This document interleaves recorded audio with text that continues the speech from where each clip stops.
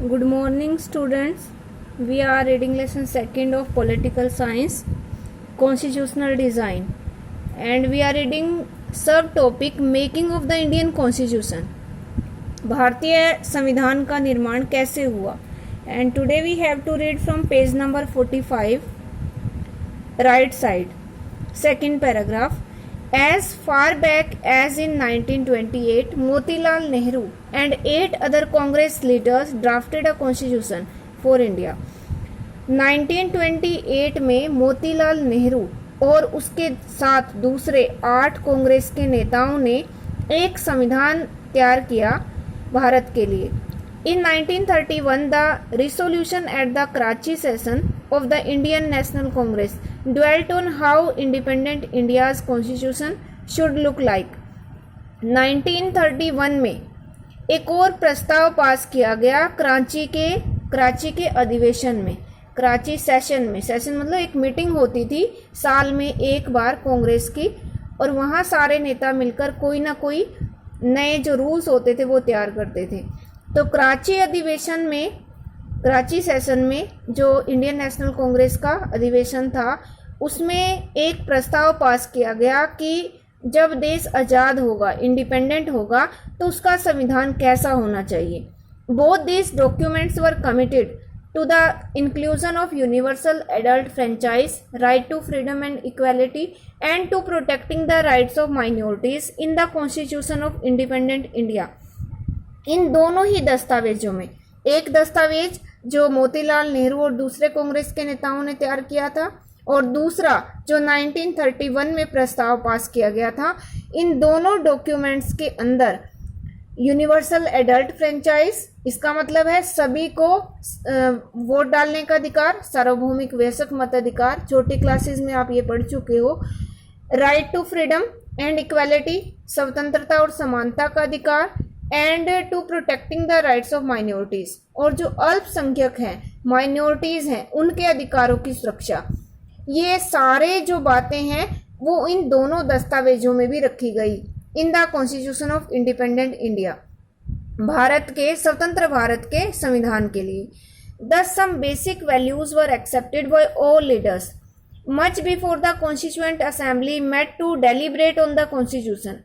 इस प्रकार जो बुनियादी मूल्य थे, जो बेसिक वैल्यूज थे, उनको सभी नेताओं ने स्वीकार कर लिया संविधान सभा के बनने से बहुत समय पहले.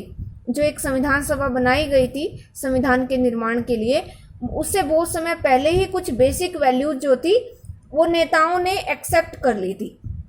The familiarity with political institution of colonial rule मतलब ब्रिटिश रूल, अंग्रेजी शासन. अंग्रेजी शासन की जो राजनीतिक संस्थाएं थी उनसे परिचित थे यहाँ के नेता पहले ही. Also helped develop an agreement over the institutional design. उसने उन पॉलिटिकल इंस्टीट्यूशन से जो फैमिलियरिटी थी भारतीय नेताओं की, वो उनसे परिचित थे, तो उसने भी एक हेल्प की, एक सहायता की, एक तरह से एग्रीमेंट जो होता है उसके डेवलपमेंट में. और ये एग्रीमेंट किसके लिए था? Over the institutional design. जो भी संविधान का ढांचा था, जो संविधान निर्माण किया गया था, उसको विकसित करने में तो इन्होंने भी सहायता की, यहाँ की राजनीतिक संस्थाएं जो ब्रिटिश रूल की थी. The British rule had given voting rights only to a few. अंग्रेजी शासन ने तो कुछ ही लोगों को वोट डालने का अधिकार दिया था. On that basis the British had introduced very weak legislatures. और उस आधार पर, उन कम लोगों की वोट के आधार पर अंग्रेजों ने एक बहुत कमजोर लेजिस्लेचर बनाई, बहुत कमजोर विधानसभा बनाई. Elections were held in 1937 to provincial legislatures. 1937 में प्रांतों के लिए यानी कि राज्यों की विधानसभाओं के लिए इलेक्शन हुआ. And ministries all over British India, पूरे ब्रिटिश भारत में, पूरे अंग्रेजी, ऐसे भारत में जिस पे अंग्रेजी शासन था. These were not fully democratic governments. और इन प्रांतों में जो सरकारें बनी वो पूरी तरह से लोकतांत्रिक नहीं थी. But the experience gained by Indians in the working of the legislative institutions proved to be very useful for the country in setting up its own institutions. पर इन राज्यों की विधानसभाओं में जब भारतीय नेताओं ने काम किया तो उनके काम करने से उनको एक्सपीरियंस हुआ, उनको अनुभव हुआ, और बाद में जब देश के लिए उन्होंने अपना जो कोई भी जो इंस्टीट्यूशन स्थापित किया तो उसको स्थापित करने में उनके लिए ये यूजफुल हुआ, उनके लिए लाभदायक हुआ। जो उनको अनुभव मिला था इन राज्यों की विधानसभाओं में, तो बाद में उनके देश के आज़ाद होने के बाद उनको वो काम आया। एंड वर्किंग इन देम, और उनमें काम करने में भी उनको एक्सपीरियंस काम आया। That is why the Indian constitution adopted many institutional details and procedures from colonial laws like the government of India act 1935। इस प्रकार जो इंडियन कॉन्स्टिट्यूशन है, भारतीय संविधान है, उसने बहुत सारे संवैधानिक डिटेल और प्रोसीजर, संविधान में जो विवरण होते हैं और जो प्रणालियां होती हैं वो उनको उन्होंने अडॉप्ट किया, भारतीय संविधान में उनको अपनाया। और ये जो प्रोसीजर थे वो कहाँ से थे? ये कॉलोनियल लॉज थे, ये अंग्रेजों के कानून थे। जैसे कि 1935 का भारतीय गवर्नमेंट ऑफ इंडिया एक्ट, यानी कि भारतीय सरकार अधिनियम। तो जो ये 1935 में अंग्रेजों ने एक एक्ट पास किया था जिसमें सारे रूल रेगुलेशन उन्होंने बनाए थे, तो इसको ऐसे की ऐसे भारतीय संविधान में अपनाया गया। Years of thinking and deliberation on the framework of the constitution, सालों से सोच विचार करने के बाद और संविधान का जो फ्रेमवर्क यानी कि संविधान का ढांचा, उसके ऊपर एक डेलिब्रेशन करने के बाद, एक बहस करने के बाद, हैड अनदर बेनिफिट, उसका भी एक बेनिफिट हुआ। मतलब इतने सालों से सोच विचार हो रहा था, बहस हो रही थी कि संविधान का फ्रेमवर्क कैसा हो, ढांचा कैसा हो, तो उसका भी एक लाभ मिला। Our leaders gain confidence to learn from other countries, हमारे देश के नेताओं को एक विश्वास प्राप्त हो गया दूसरे देशों से सीखने का, but on our own terms, पर ये जो भरोसा था, विश्वास था, वो अपनी शर्तों पे था। Many of our leaders were inspired by the ideals of French Revolution, the practice of parliamentary democracy in Britain and the Bill of Rights in the US. हमारे देश के जो नेता थे वो फ्रांस में जो क्रांति हुई थी, फ्रांसीसी क्रांति, उसके आदर्शों से भी प्रभावित हुए, इंस्पायर हुए या प्रेरणा मिली उनको। The practice of parliamentary democracy in Britain, Britain की जो संसदीय लोकतांत्रिक प्रैक्टिस थी या संसदीय लोकतांत्रिक व्यवस्था थी, उससे भी वो प्रभावित हुए। और यूएस में, इट मीन्स अमेरिका में जो बिल ऑफ राइट्स था, बिल ऑफ राइट्स जो अधिकारों का एक कानून था, उससे भी वो प्रभावित हुए। The socialist revolution in Russia had inspired many Indians to think of shaping a system based on social and economic equality. और रशिया में, इट मीन्स रूस में, एक समाजवादी क्रांति हुई थी 1917 में, तो उसने भारतीय नेताओं को प्रेरित किया to think of shaping a system, एक ऐसी प्रणाली को आकार देने के लिए based on social and economic equality, जो सामाजिक और आर्थिक समानता पर आधारित हो। रूस में जो क्रांति हुई थी, रिवॉल्यूशन हुई थी, उससे भारतीय नेताओं ने भी एक प्रेरणा ली कि वो भी अपने देश में एक ऐसा संविधान बनाएंगे, एक ऐसी सरकार बनाएंगे जो लोगों को सामाजिक रूप से और आर्थिक रूप से समानता प्रदान करे। Yet they were not simply imitating what others had done, यहाँ के जो नेता थे वो किसी दूसरे नेताओं को इमिटेट नहीं कर रहे थे, उनकी नकल नहीं कर रहे थे।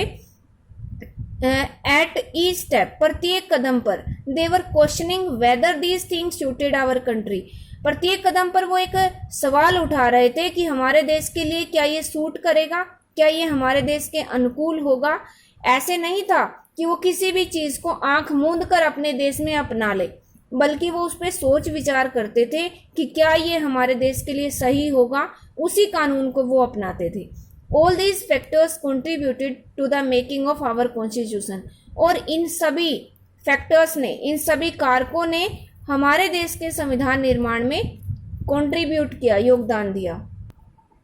द कॉन्स्टिट्यूएंट असेंबली, अब यहाँ पे क्वेश्चन है, who then were the makers of the Indian constitution, कि जो भारतीय संविधान के निर्माता थे, मेकर्स थे, वो लोग कौन थे। किन लोगों ने मिलकर इस संविधान का निर्माण किया, क्योंकि संविधान का जो निर्माण है वो इतना आसान काम नहीं होता। इसके लिए बहुत पढ़े लिखे लोगों की ज़रूरत है जो सभी तरह के जो समस्याएं हैं देश की, या जो भी देश में अल्पसंख्यक हैं, बहुसंख्यक लोग हैं, माइनॉरिटी मेजॉरिटी, उन सब के अधिकार, उन सब चीज़ों को जो समझ कर और एक ऐसा संविधान तैयार करे जिस पे सब लोग सहमत हो जाएं, सब लोग एग्री करें जिसको। तो ऐसे लोग कौन थे, वो मेकर्स कौन थे? You will find here very brief sketch of some of the leaders who played an important role in making the constitution. यहाँ आप कुछ ऐसे मुख्य नेताओं के बारे में जानोगे जिन्होंने संविधान के निर्माण में बहुत ही महत्वपूर्ण भूमिका निभाई। The drafting of the document called the Constitution was done by an assembly of elected representative.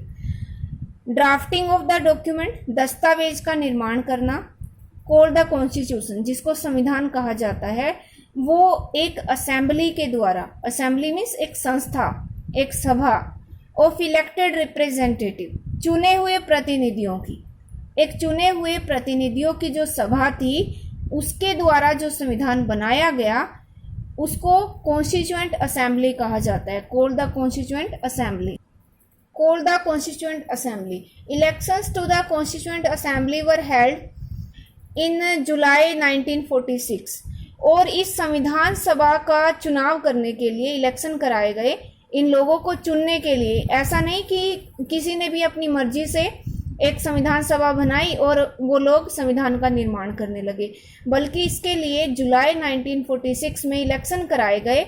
लोगों ने वोट डालकर इन लोगों को चुना कि कौन इस असेंबली में बैठेगा और संविधान का निर्माण करेगा।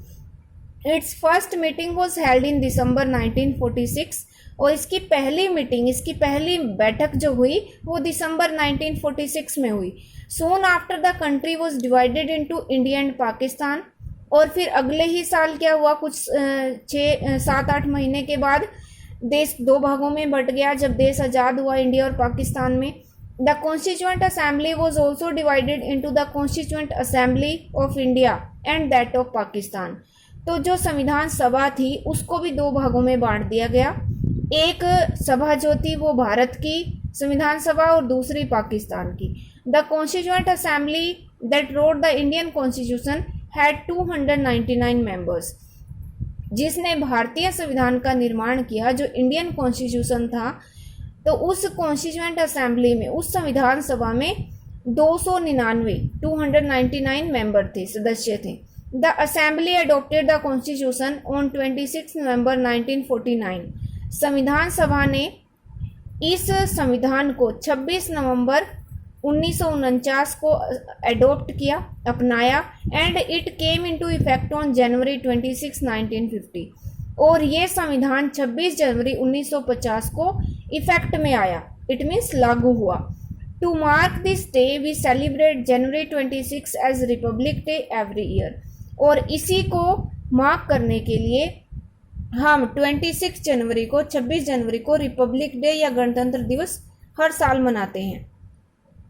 आगे एक क्वेश्चन उठता है, why should we accept the constitution made by this assembly more than 50 years ago, कि हमने 50 साल से भी ज़्यादा टाइम पहले जो एक असेंबली बनी थी, सभा बनी थी, उसके संविधान को आज हमने क्यों स्वीकार किया हुआ है। We have already noted one reason above, इसके लिए एक रीजन पहले ही दिया जा चुका है। The constitution does not reflect the views of its members alone. ये जो संविधान है हमारा, ये कुछ मेंबर्स का व्यू नहीं है, कुछ मेंबर्स ने इसमें अपने विचार रिफ्लेक्ट नहीं किए हैं। It expresses a broad consensus of its time, यह अपने समय की एक विस्तृत सहमति को एक्सप्रेस करता है, सहमति को दिखाता है।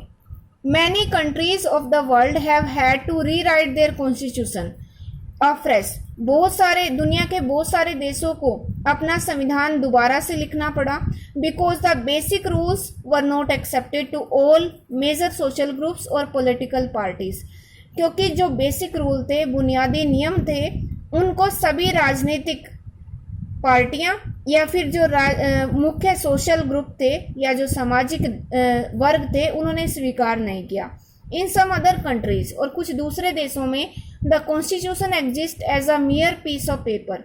ये जो संविधान है वो सिर्फ एक कागज का पीस है, एक टुकड़ा है। No one actually follows it, वास्तव में उसको कोई फॉलो नहीं करता।